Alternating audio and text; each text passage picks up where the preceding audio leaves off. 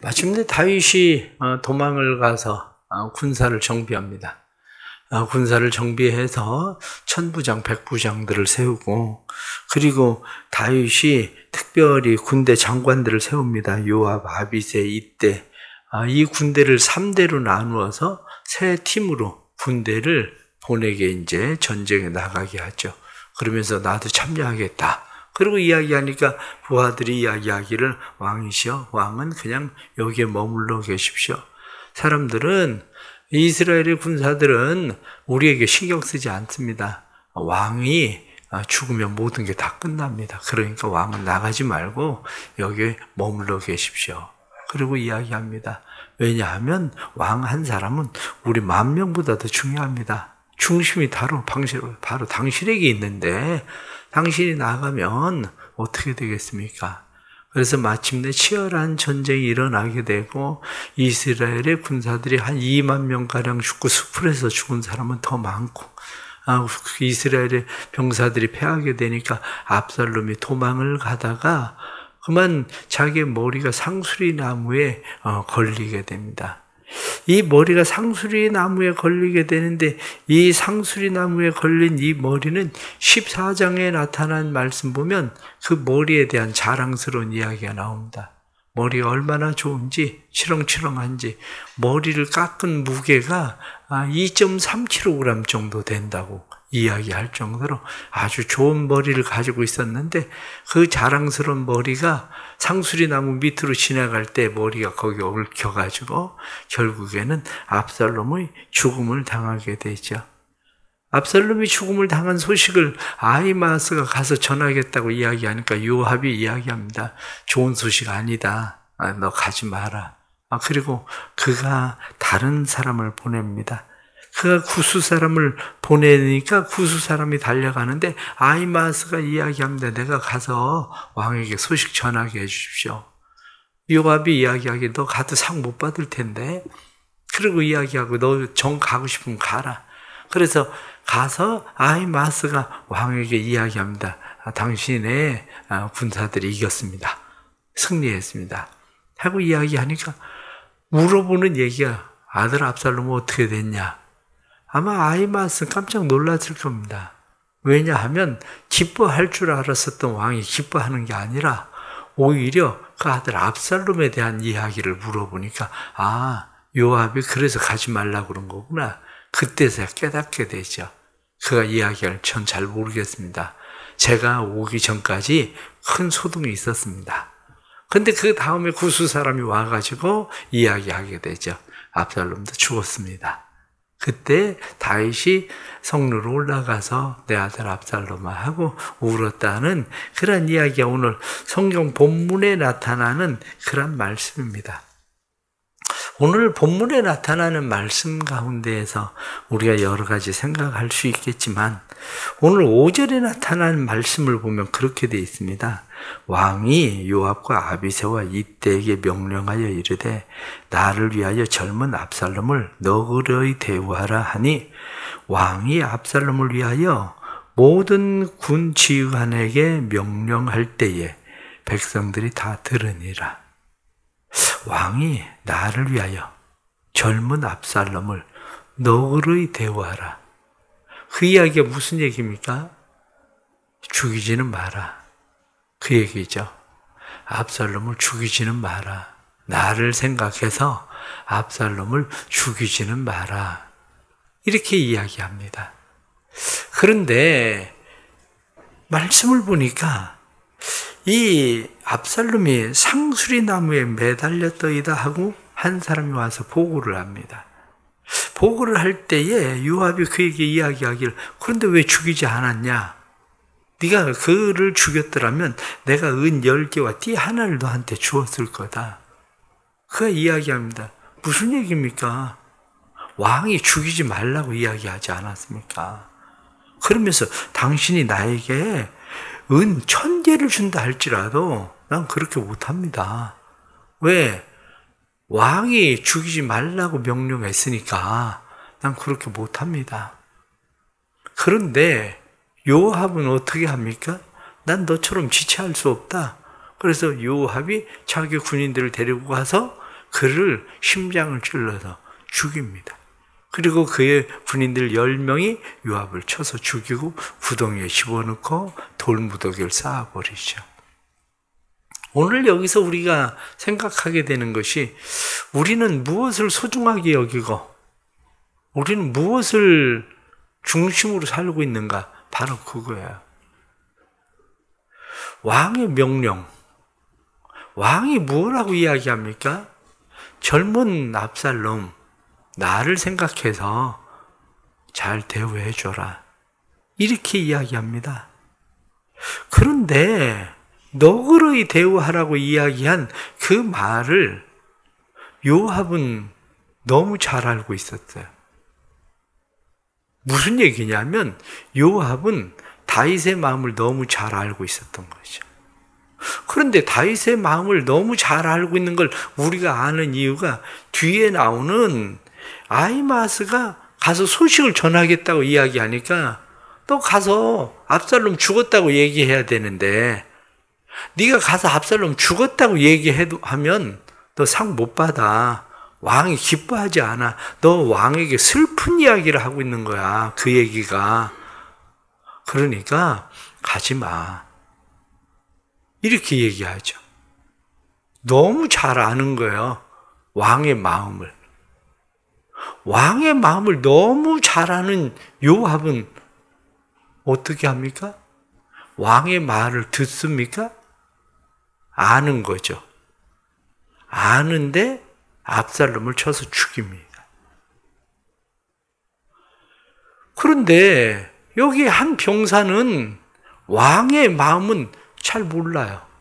그런데 왕의 마음은 잘 몰라도 중요한 게 뭐냐면 명령이에요. 왕께서 하지 말라고 했습니다. 너그러이 대우하라고 하셨습니다. 죽이지 말라고 하셨습니다. 그러니까 못 죽입니다. 난 은 1000개를 받아도 난 죽일 수가 없습니다. 바로 그 얘기하고 있는 거예요. 우리가 신앙생활을 하면서 무엇을 중심으로 살고 있는지를 생각을 해 보십시오. 하나님의 말씀을 얼마나 잘하느냐, 그렇게 중요하지 않습니다. 왜냐하면 하나님을 잘 알고 성경을 잘 알고 얼마나 하나님에 관해서 하나님에 대해서 얼마나 잘 아느냐, 그게 중요한 게 아니고 우리에게 중요한 것은 하나님의 말씀을 정말 소중하게 여기고 살고 있느냐가 이게 중요한 거지, 하나님에 대해서 얼마나 잘 아느냐 그게 그렇게 중요하지 않다는 거예요. 그것은 은 1000개를 주어도 내가 은 1000개를 소중하게 여길 것인지 아니면 하나님의 말씀을 소중하게 여길 것인지에 대한 이야기죠. 옛날 우리 신앙생활을 할 때 우리 어른들은 어떻습니까? 참 우리 어른들 대단했습니다. 대단한 것이 옛날 신앙생활 할 때 우리 어른들은 성수주일 이렇게 얘기하면 주일날 어제 비 와서 오늘 꽤 모를 심어야 돼도 안 심었습니다. 사람들 노블 사서 오늘 일을 해야 되는데 그 날이 주일이면 사람들은 일 안 했어요.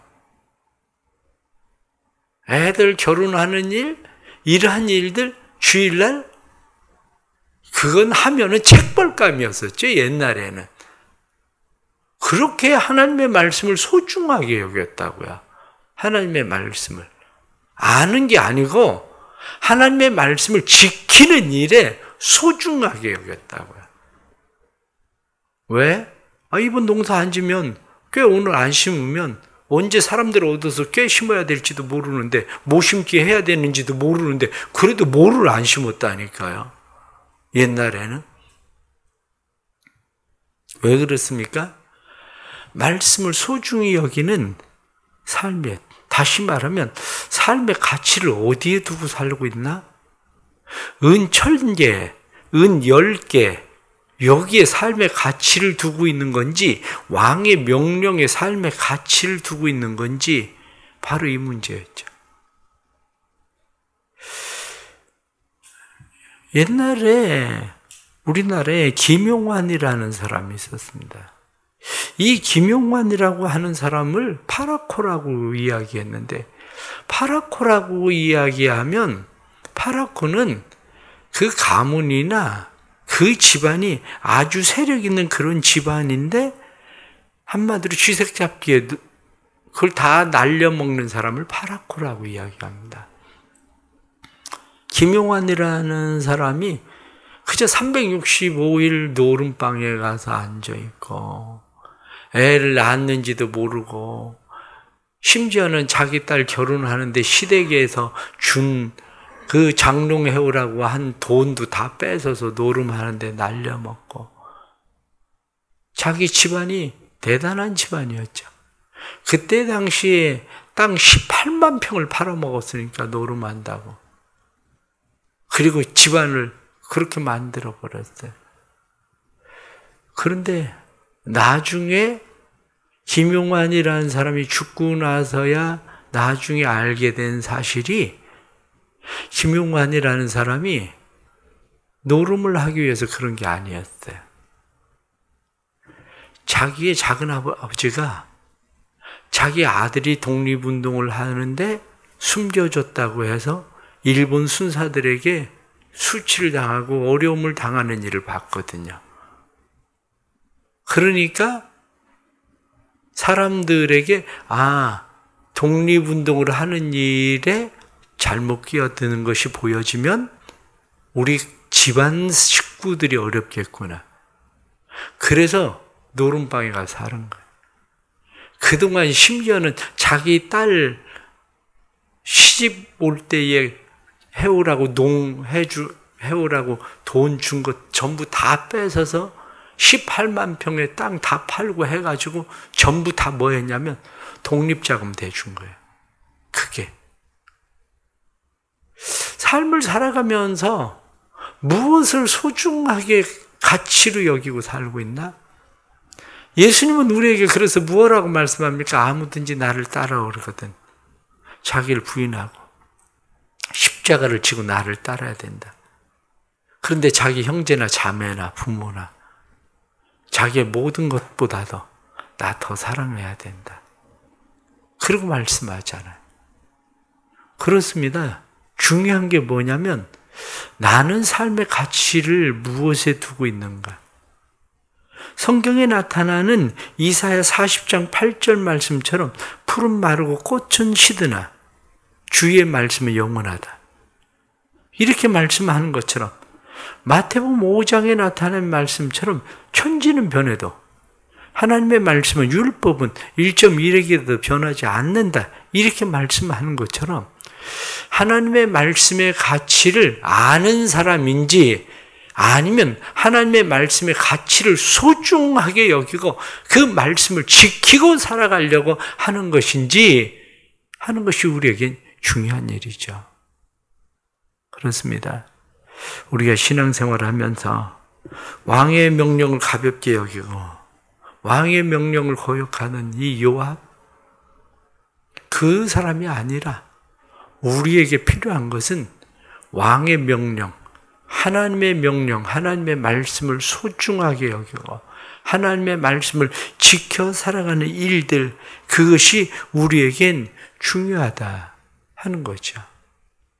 뿐만 아니라 오늘 성경에 나타나는 이 아히마스라는 사람에 대해서 27절 말씀 보면 파수꾼이 이르되 내가 보기에는 앞선 사람의 다름질이 사독의 아들 아히마스의 다름질과 같으니이다 하니 왕이 이르되 그는 좋은 사람이니 좋은 소식을 가져오느니라. 그는 좋은 사람이다. 왜 아히마스에 대해서 그는 좋은 사람이다 이렇게 이야기하겠습니까? 왕은 아히마스를 평소에 보고 알았다는 거죠.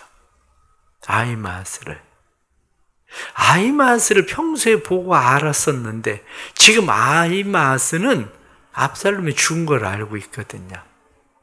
그래서 왕에게 빨리 달려가서 압살롬이 죽었습니다라고 이야기하려고 지금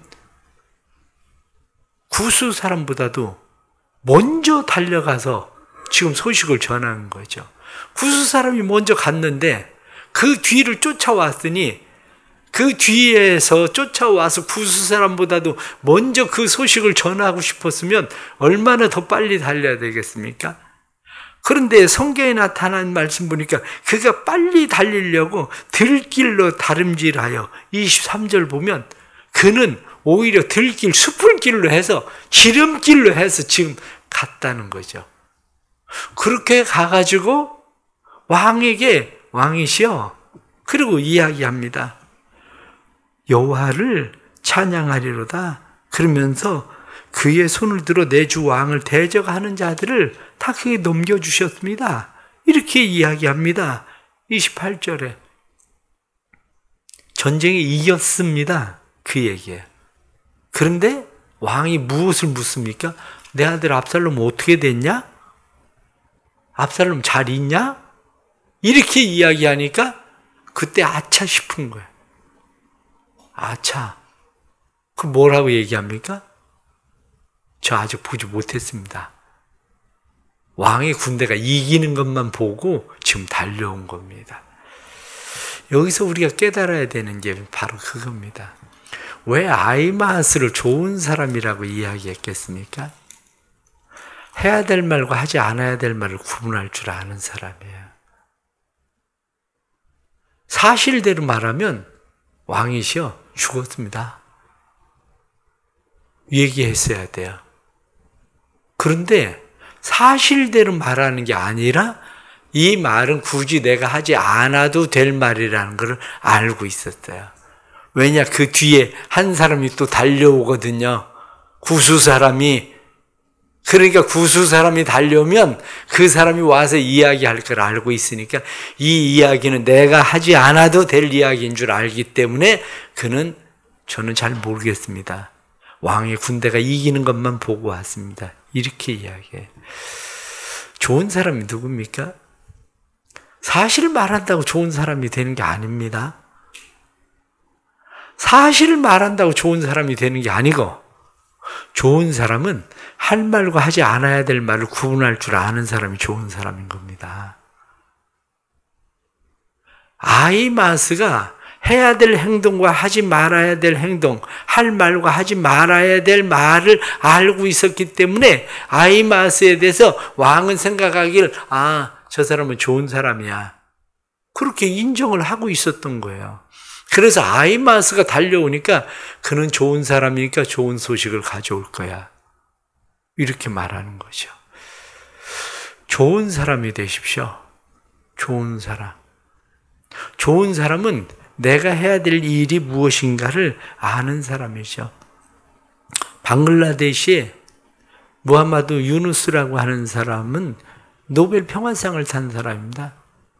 유누스라고 하는 사람이 경제 박사를 따고 그리고 교수를 하면서 방글라데시에 너무 사람들이 가난하고 힘들고 정말 돈 조금도 없어서 그들이 힘들고 어려워하는 것을 보고 자기의 돈을 가지고 소액 대출을 해주기 시작했어요.